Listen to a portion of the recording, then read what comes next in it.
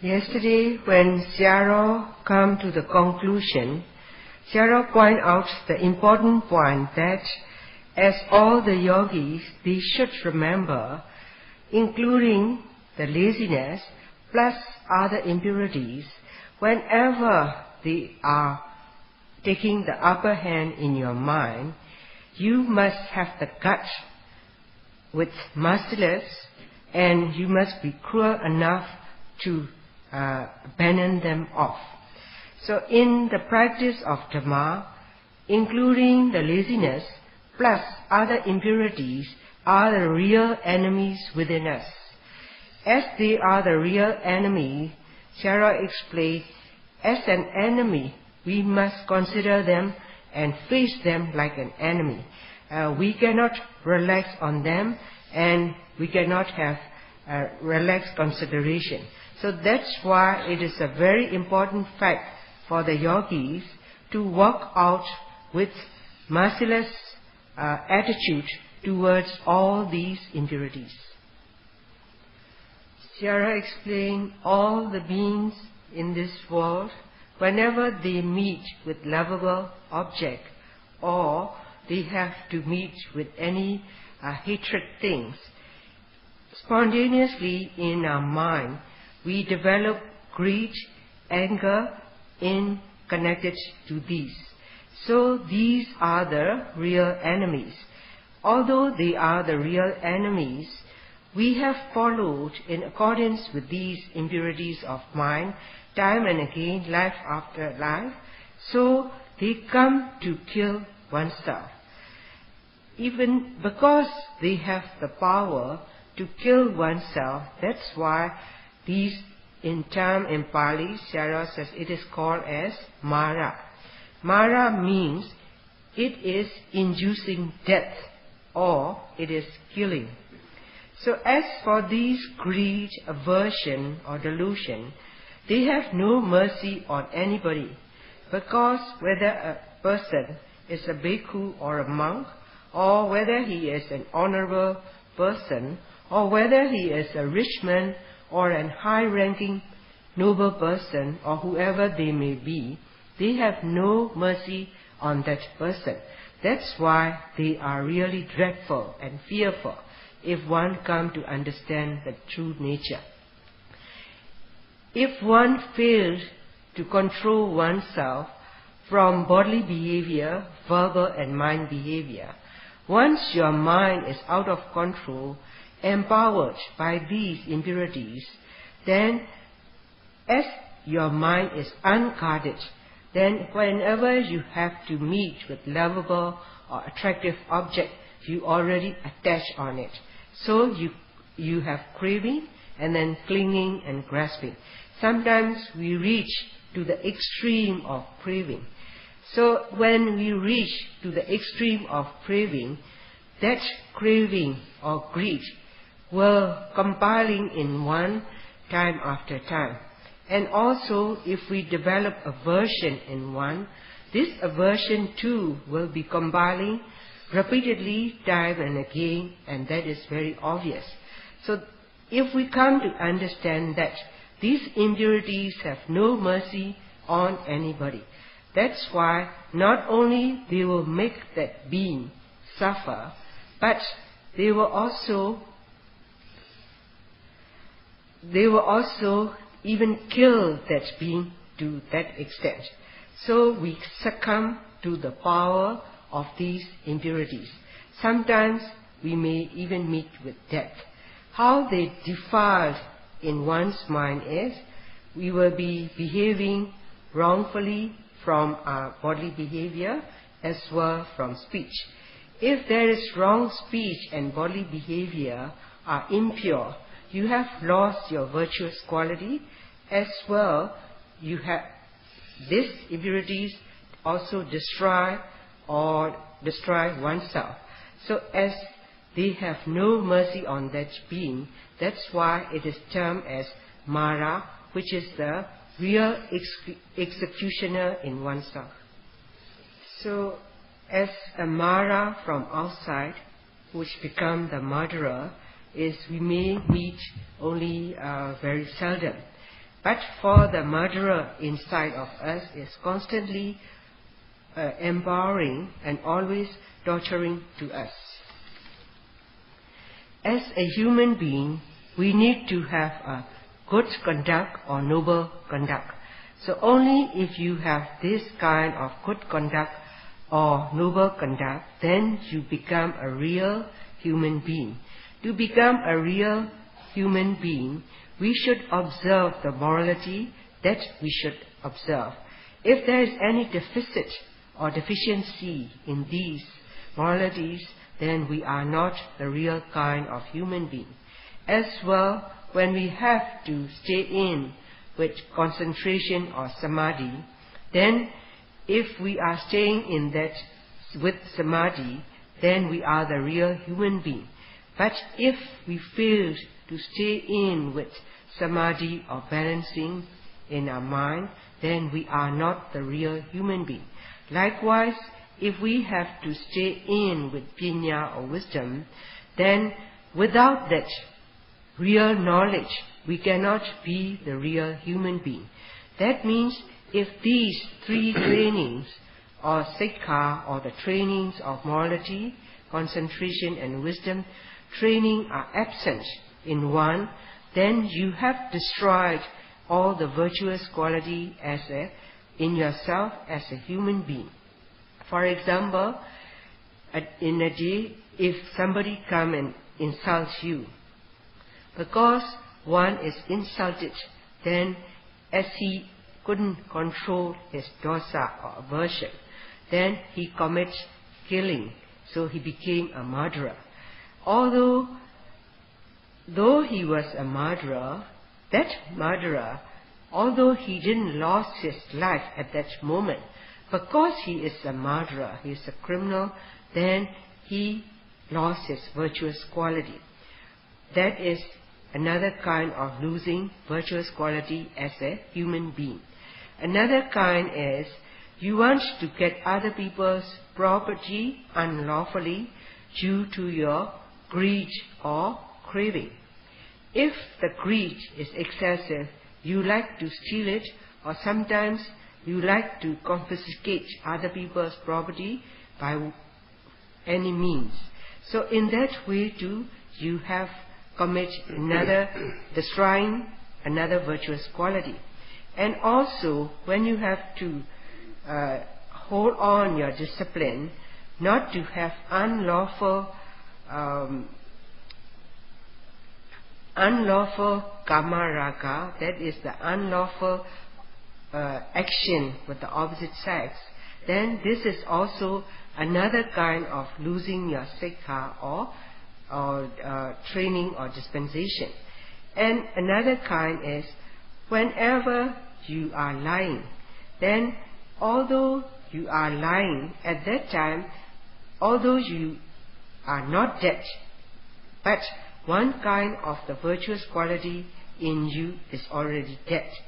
So that's why Sarah explained, as for to live as a real human being, then although you may die, if you die as a faultless or a blameless human being, but as long as your virtuous quality still exists, it is better than a person whose virtuous quality is dead, but he is still alive. So, contrary to this, as for a human being, if you want to become a real human being, you need to observe these virtuous qualities not to be destroyed. To be destroyed, these virtuous qualities in one is because you are overpowered or influenced by the inner enemies. As these inner enemies are merciless and as they are very fearful real enemies, as a learner, we must remember in our mind that these fearful inner enemies are the one which will kill oneself and which will destroy your virtue.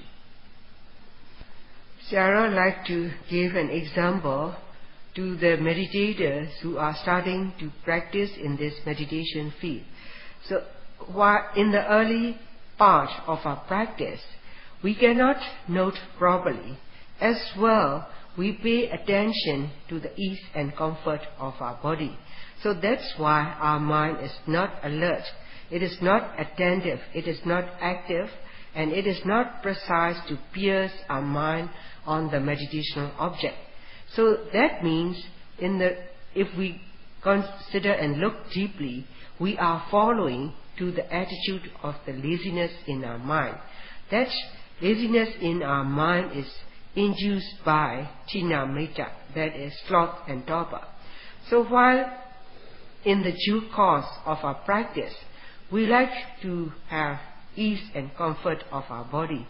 So whenever we meet with any difficulty, if I can lie down for a while and relax, how it will be wonderful. So that thought may occur in one. Or maybe wanting to lean against a wall, so that I like to relax my body for a while. Or if I could sleep for a moment, then I think I'll be more energetic. So what you are doing is, you are encouraging yourself to become a loser in this time of practice, because you are encouraging to the power of the laziness. So in that way, as we are encouraging to the laziness mean, on the other hand is, we are becoming to lose in the gaining of accumulation of these Dhamma moments in ourselves. So we are lacking and we cannot progress in these Dhamma notings because we follow to this laziness. So if we are in that manner, we have lost the quality of virtuous quality of Dhamma, and that is the time we are killing ourselves. While in the process of our meditation, we need to tranquil our mind. From that tranquil mind, we need to extract out the wisdom to understand. So only when one yogi physical parts are stable and tranquil, then you accumulate tranquility of mind. In the sitting of 1 hour meditation, whenever we have any kind of discomfort or uneasiness, we lose patience. We want to straighten out our body in that way, we want to change our body posture, etc. That means you lost patience and you have no forbearance in your mind. That's why because your body is not stable or still, that's why you cannot achieve the tranquility of mind. For example, like if you have to note on itchiness or any kind of discomfort, instead of noting on this process properly, but we lost patience and we cannot bear it anymore, so we scratch it or we move here and there. That means we have lost our determination and we have lost our courage. So as we lost our courage and determination, we become restless, so we look to the watch and we open our eyes looking here and there or fidgeting to our backs, etc. So these are the signs of restlessness. So if there is restlessness is getting upper hand in our mind, then the Dhamma, the virtuous quality of Dhamma in us is dead. Once in our practice, once our noting or the practical quality has succumbed to these powers, then we cannot control ourselves, we are beyond the guard. So that's why if one is able to succeed in this kind of noting, then because of your success in the prime noting, later on too, you will become a successful meditator in your practice. If not, then because you lost your patience and you cannot note properly, losing your patience as well, there is no determination. That means you are losing your Dhamma virtuous quality in yourself. As for one who has patience, who is determined and courageous, then there will be tranquility of mind in one. That means you are flourishing this virtuous quality of Dhamma in yourself. If you lost patience, then this Mara or the murderer in you is getting the upper hand. So if that inner murderer in you is getting the upper hand, not only it will destroy your virtuous quality, but it will be also killing you. The Dhamma inside of us, as expounded by the Buddha, to flourish or to grow this Dhamma nature in us, we need to tame our bodily behavior very thoroughly. But instead, if we abruptly stand or sit or turn our body, or whenever we heard sound, we turn our body abruptly or look to any object abruptly, then you are behaving like an energetic or very active person, like an ordinary people. If we are acting like an ordinary active person, then at that time of sitting or standing, etc., in the line of mind and matter flux that is continuously happening inside of you, as these are the profound Dhamma nature in you, then you need to slow down your body to be able to pick up all these subtle and profound Dhamma nature. So only when your bodily behavior is subtle and it is, then your mind behavior is able to pick up these profound Dhamma nature. For example, if you stand up or if you sit down abruptly or quickly, there are numerous mind and matter nature are taking place. Because of your abrupt sitting and standing, your mind cannot follow the consequences of the happening from these mind and matter. So in that way, you are losing or not understanding to the true nature of this subtle mind and matter. That means at that moment, in our mind, our mind is lacking in sati. There is no mindfulness, there is no right effort to be able to concentrate. So we have lost each and every moment of the object, and we are losing from moment to moment of all the happenings or the flux of mind and matter in ourselves. So that's why, to be able to pick up the profound nature of this mind and matter flux, we have to behave like a sick person. And also another example Sayadaw given is, if we are not noting as guided by, then this is like a sick person or a patient who is not eating any food which is suitable to him, and if he is eating which is disagreeable to him, then instead of his illness is getting better, but his illness will be getting worse. So likewise, in the time of our Dhamma practice, if we are unable to pick up all these virtuous qualities in Dhamma, then as we are losing, we are at the same time, we are killing the Dhamma virtuous quality within ourselves. So as these kilesa or the impurities defiles our mind, means they are killing oneself. If you succumb to this kill, then you have lost the Dhamma virtuous quality in yourself and you have killed yourself. But instead of killing the Dhamma virtuous quality, if we behave like a sick person, and if we are able to note and able to pick up these virtuous, profound nature of this Dhamma, then we are building in ourselves with Dhamma virtuous qualities, and we are making it alive, and we are making it grow.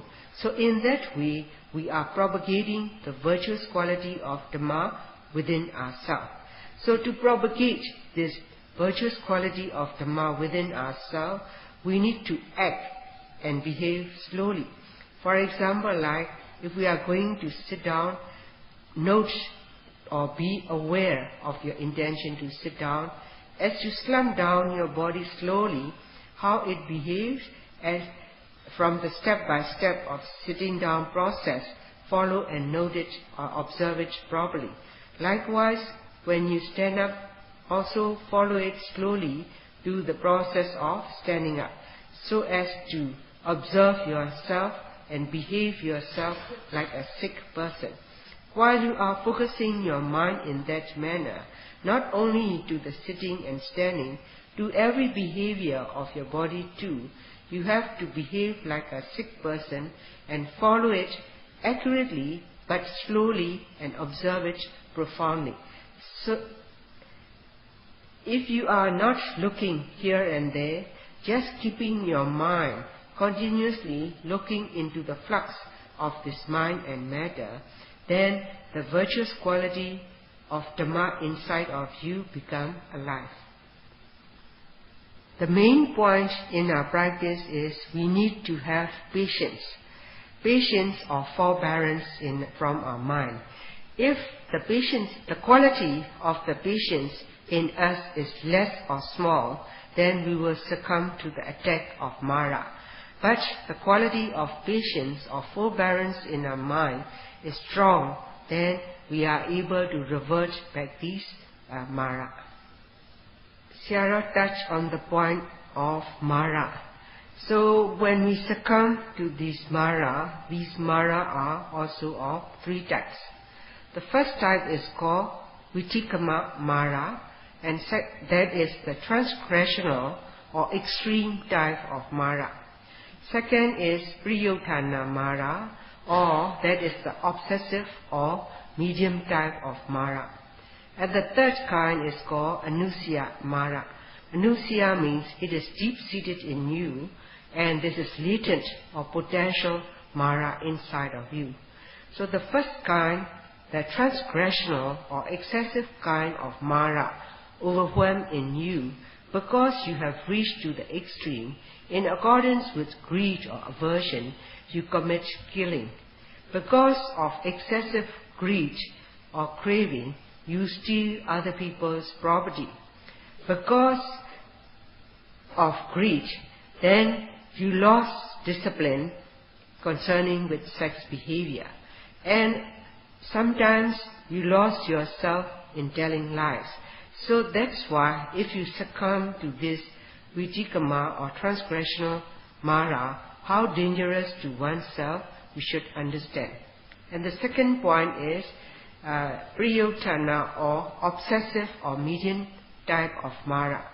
That is the impure mind within ourselves, but it won't reach to the point of seduce somebody else and etc.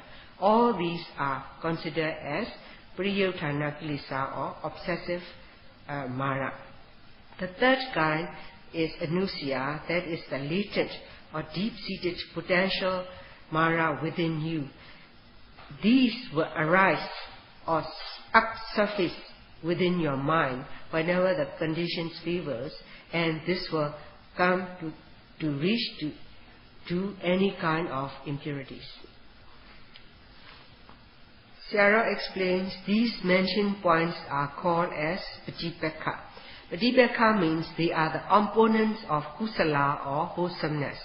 They oppose or they are not the friends of wholesomeness in one's mind, but they are the friends or the companionship to Akusala or unwholesomeness or immorals. So as these unwholesome or immorals are the great danger to oneself because they are always dwell in our mind all the while, they are the within enemy, and they are also the nearest enemy. That's why how they are dangerous to oneself, we should understand. That's why they are termed as Vichipaka. Kusala is wholesome. Wholesome, it is faultless. And because it is faultless, then you are free from disparaging. As mentioned, the 3 stages of Mara, much and more one have these Mara or defilements in one, then this being is surely to be disparaged by others, or he is worthy to be disparaged. And he become a disgusting person, and he become a frightening and fearful one. Why? Because one has succumbed or follow to the influence of this Mara. So whatever you does or they do, then you have done the wrongs. So as one have done all the wrongs, then that being become a hateful person, hateful being. Not only he is a hateful being, but also he would be disliked and disgusted. He become a disgusted person. As for a Dhamma practitioner, we must understand that all these Mara are really disgusting and they are really hateful, and these are the qualities of these Mara. We should dwell that point deeply in our mind. Only when we understand in that manner, we become very disgusting to have these kind of immorals. As well, we are afraid to succumb to these immorals. So one comes to understand that if you succumb to these immorals, as an effect, all the unwholesome effect will be accumulated in one. So that's why if we are able to circumspect ourselves, then we always guard or control ourselves not to do any wrongs. So if we are not doing any wrongs, then we are building in with virtuous quality. So that become as a virtuous quality, or you are having that virtuous weapon, or you are adorning this virtuous quality as a cloth over you. The kind of killing, stealing, sexual misconduct, and lying, or using harsh words, or abusing, or using or talking frivolous talk, all these are the immorals or the evils that are connected to your bodily behavior and to your verbal behavior. As we have come to understand deeply, we will become very disgusted to these immorals. As well, we have fear not to commit any of these immorals. So we abstain from these immorals. Because of the abstinence, that is the time we have abandoned all these immorals in ourselves. If we have abandoned these immorals, then we are abandoning the first kind of Mara, that is the transgressional or excessive kind of defilements. That's why as we abstain from these immorals from body and verbal behavior, we are staying in with Samma Patipatti, right bodily behavior and verbal behavior. Because of our abstinence, then that is the time we are freeing ourselves from all these immoral bodily and verbal behavior. As our bodily and verbal behavior are clean and freed from all these immorals, then our behavior becomes purified. As it becomes purified and faultless, then we are freed from the heat or from the worries that will produce due to these transgressional defilements. So if we can abstain in that manner, it is not only you are observing yourself within the guard of the morals or wholesome, but at the same time you are not insulting or not hurting other people too. So that's why this kind of training is the self-training that will bring the bilateral benefits to oneself as well to the others.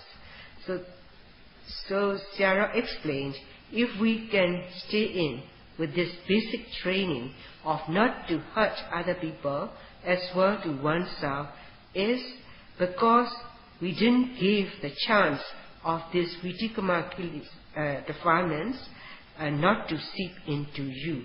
So that's why that will make you freed from all these transgressional defilements. By making a good conduct in you, you are building your world, that is yourself, your own world at peace, so that in that way you are not rocking to have fear to other people as well to the world. So because you are staying in with that good conduct, you are maintaining the real peace within yourself. So if you are maintaining the real peace with good conduct or noble conduct within oneself, you are building your world, a peaceful world to oneself. So if there are 10 individuals on this world, if they can stay in this manner, there are 10 worlds are at peace.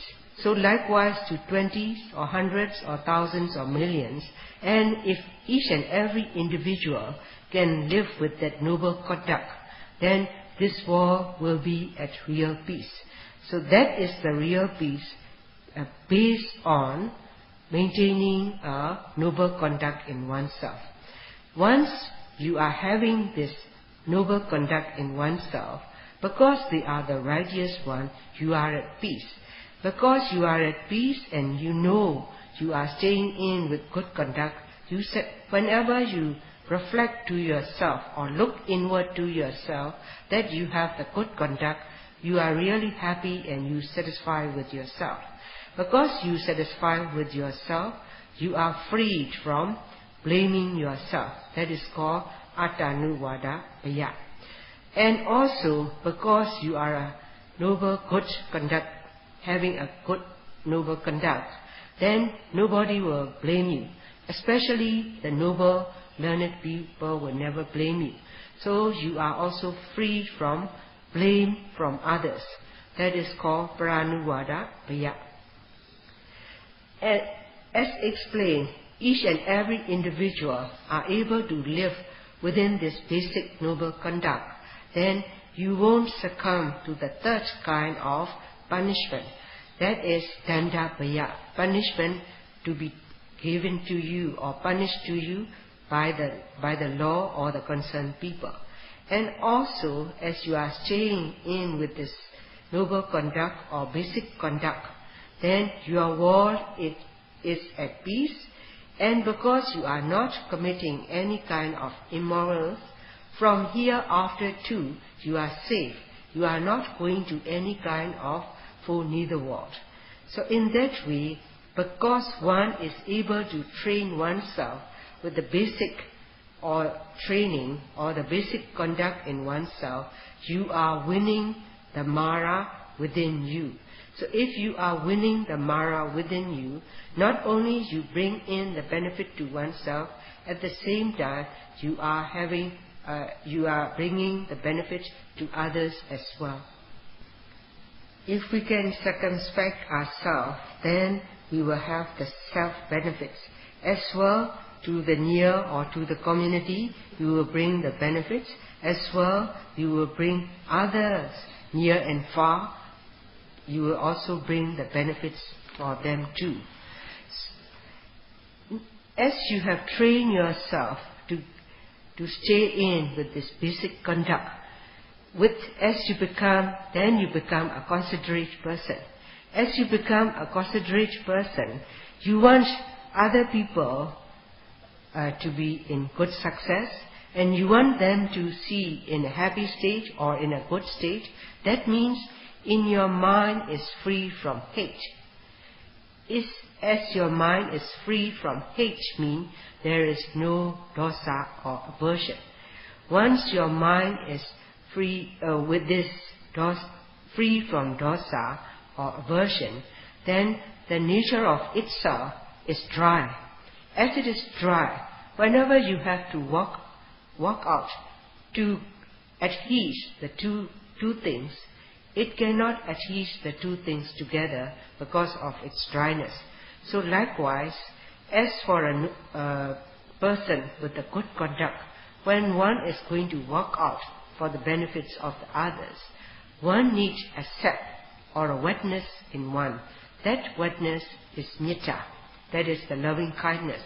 If loving kindness is flourished in one, then you become a very considerate person. And the more you practice and flourish, then the loving kindness quality will become strengthened. Once it is strengthened, the forbearance or the patience in you becomes stronger. You become a more considerate person.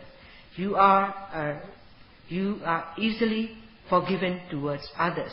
Why easily forgiven to others means because you consider other people just like as you are. So that's why you become a real considerate person. So that in your mind you don't want to hurt other people. You want them to be happy, and you want them to be in success, and you want all the good wishes for the others.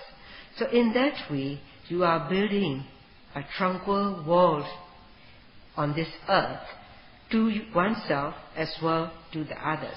Because you build a tranquil world in yourself, at the same time you are making a benefit towards others. So that's why you are making the other people's world to be calm and tranquil. So in that way, we are not letting vitikama kilesa or these transgressional defilements not to get the upper hand in you or not to walk in you. So not only that, you will have shame and fear to do any kind of immorals. So that's why with that consideration, you are not hurting yourself. As well, with that real consideration, you want benefits and goodnesses of the others.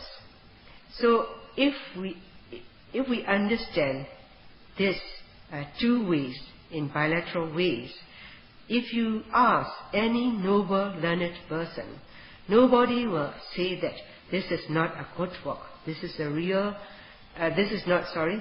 a bad work. They will say it is a real good work and it is a real noble work. But there are people who do not really deeply understanding the virtue of sila or morality. They will give some kind of excuses. How are we going to defend ourselves if we are attacked by others, and so on and so forth? But if one comes to understand the virtuous quality of sila, all the noble, learned people will appreciate you and they will praise you. The vitikama mara, or the transgressional defilement, if present or if they are in action, they are the real innermost enemy in oneself. As well, constantly and continuously, they are overwhelming in oneself. So that's why Sayadaw says, Buddha expounded that to these defiled or the defilements or the mara or the killer, we shouldn't have any compassion. We shouldn't have any mercy. We must have the guts to torture them, or we must be cruel to them. So in the teaching of Milena, Sayadaw cited the Pali phrase as expounded by the Buddha. As for the yogi, the meditational practitioner, whether they are a bhikkhu or the layman and woman, all are inclusive in yogi. As a meditator, we must understand that these kilesa, or the defilements or the killers, are the innermost enemy, and they are the most fearful enemy within us. So that's why one shouldn't have compassion to them, one shouldn't have mercy to them, one must be able to cut it off with strong force. In that way, we are abandoning all these mara or the killers within us. If we are able to abandon these transgressional mara or the defilements, then we are staying in with the basic or the fundamental training of civilization in accordance with the Dhamma line. If we are staying in that manner, we become a Dhamma winner to ourselves, or you become a conqueror to oneself. That's why it is termed as Dhamma Vijaya. You are the victor to yourself in accordance with Dhamma. But if it is not the righteous one, it becomes Adhamma. It is a forceful or unlawful way of winning to oneself. So if to become a real winner to yourself is, we have to train to become as an Dhamma Vijaya, to become a victor to yourself or as a real winner. To win oneself, as Sayadaw described, if we train so, we are forwarding to the real peaceful condition. Then if we are in that peaceful condition, we become a real civilized human being. If we become a real civilized person, then that is the real or the practical practice you have done. For the meditators, as we have observed the 8 precepts, as long as we are able to observe it properly so that it is not broken, there is no blemish on it, then all the while our precepts is clean and pure.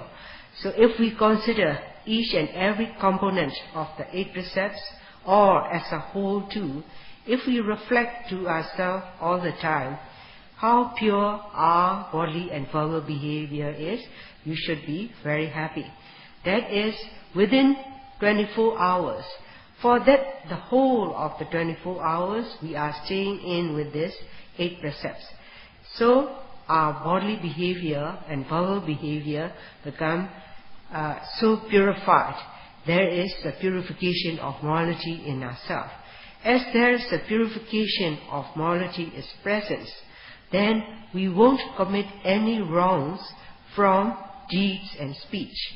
So if there is no wrongs from deeds and speech, that is the time we are winning to the mara of defilements. So the more we reflect or think further how it is wonderful and how we should be happy to ourselves, the more we understand deeply, the more we will be happy about it. So based on this training of morality, we can compile or foundation on this basic morality, we can build in or build up another 2 types of training. So that's why the basic or the foundation of sila or morality to observe properly is very important. We should observe it and not to break it off any components, and if we perfect it this way, then we save by observing this morality. And Sayadaw encouraged to all the yogis to observe properly to these moralities. In the practice of Dhamma or meditation, we need, based on sila or morality, we need to endow ourselves with strong, powerful samadhi. It should be fruitful. It should be a well-growth samadhi. So, based on sila, that is like a tree. So, as it is the main trunk or the main stem of a tree is like a sila, then if the sila is well observed on sila tree is well observed, then all the branches will be well and good. But if there is a deficit in any component of your sila, then it is like some kind of branches are cut off, or maybe if they are not broken, maybe some branches are withered. If they are withered, they cannot produce a real healthy fruits or flowers. So likewise, in our Dhamma practice, if the branches of our sila or morality are withered, then we cannot attain the good fruits of samadhi, and we cannot get the full bloom flower of samadhi. So these are the real important facts we have to nail down in our mind. So in accordance with the literature, Sayadaw explained that this sila is shown as your mouth. To get in the nutriment for oneself, this mouth should be very healthy. Only through this you can put in the food and nutriment to yourself. For example, if your mouth cannot be open, or if it is injured or diseased, then you cannot eat properly. As you cannot eat properly, you will become thin and ill, and you are malnourished. So likewise, if our sila or morality is withered or broken at any time, we cannot get the nutriment of samadhi and panya, that is the concentration and wisdom. So if that sila, which is equivalent to the mouth, is not healthy, then we cannot fill in through that mouth with samadhi and panya, that is wisdom and concentration. So that's why Sayadaw explained it is like a good healthy mouth equivalent to sila. So to have the nutriment of samadhi and panya, we need to have a good healthy mouth which is equivalent to sila, as Sayadaw like to stress that we must remember in our mind. Now Sayadaw come to the conclusion of today's preaching by blessing to all that, as you all have understood that through the mouth of sila or morality, we have to fill in with samadhi and panya, that is sweet and nourishing to oneself. So Sayadaw bless to all that may you all be able to observe properly the foundation of sila, so as to nourish yourself with sila and samadhi and panya, wisdom and concentration, to accumulate within oneself in a short time. Sadhu, sadhu.